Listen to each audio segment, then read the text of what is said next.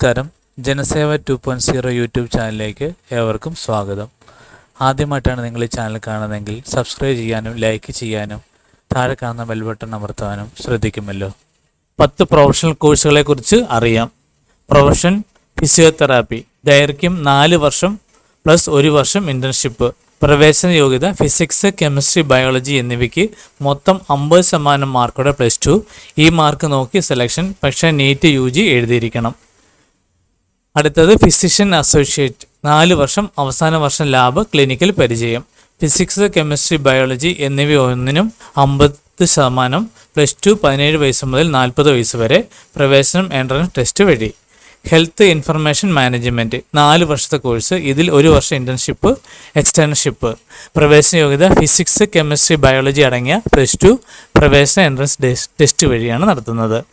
Anaesthesia and operation theatre technology കോഴ്സാണ്.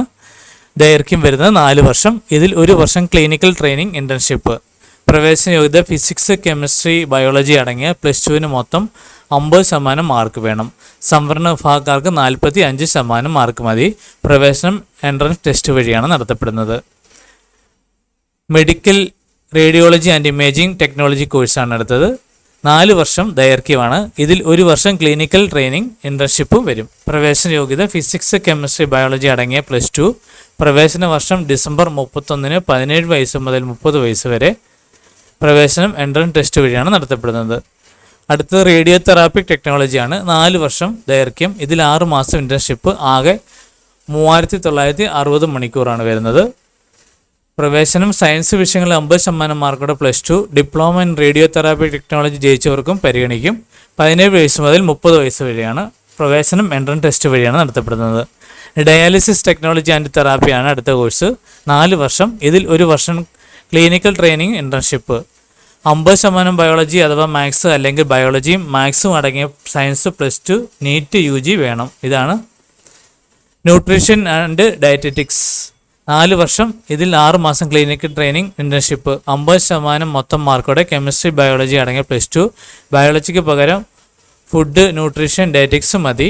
പ്രവേശന വർഷം ഡിസംബർ 31-ന് 17 വയസ്സ് തികയണം. ഒപ്റ്റോമെട്രി 5 വർഷം. ഇതിൽ 1 വർഷം ക്ലിനിക്കൽ ട്രെയിനിങ്ങും ഇൻറ്റേൺഷിപ്പും. യോഗ്യത ഫിസിക്സ്, കെമിസ്ട്രി, ബയോളജി, മാത്സ് 50% മാർക്കോടെ +2. പ്രവേശന വർഷം ഡിസംബർ 31-ന് 17 വയസ്സ് തികയണം. പ്രവേശനം എൻട്രൻസ് ടെസ്റ്റ് വഴിയാണ്. Applied psychology and behavioural health, 4 വർഷം. Theory 4320, practical 960. ആകെ 5280 മണിക്കൂറാണ്.